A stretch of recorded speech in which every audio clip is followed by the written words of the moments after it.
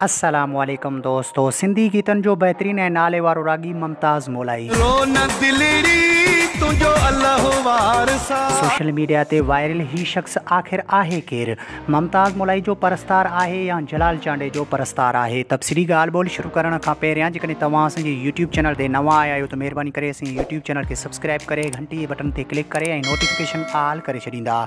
Subscribe करण सां अव्हां जेको बैलेंस कोन वेंदो पर असांजी काफ़ी हौसला अफ़ज़ाई थींदी ऐं तव्हांखे बि वधीक वीडियोज़ ॾिसण वटां मिलंदा। हलूं था पंहिंजे मेन टॉपिक तरफ़। त काफ़ी साल अॻु मुमताज़ मोलाई सिंध जो बहितरीन शाइर हो ऐं फ़नकार मुमताज़ मोलाई खे उन वक़्तु फ़नकारनि खां सुठी मोट न मिलण ऐं हर वक़्तु फ़नकारनि खां नज़रअंदाज़ रहण सबबु हिन फ़नकारी शुरू कई।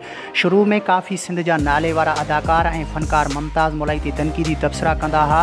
आहिस्ते आहिस्ते मुमताज़ मोलाई खे सिंध में एतिरी त शोहरत मिली जो वक़्त जा पुराणा फ़नकार उन जे अॻियां ज़ीरो थी बीठा ऐं सिंध जो किंग ऑफ सिंध सॾिजे थो।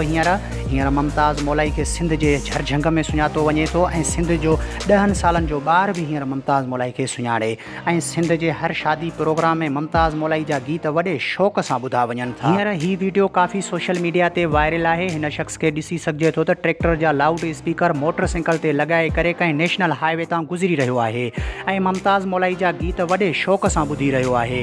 हिन शख़्स खे मुमताज़ मोलाई जो परस्तार ऐं दीवानो बि सॾिजी सघे थो।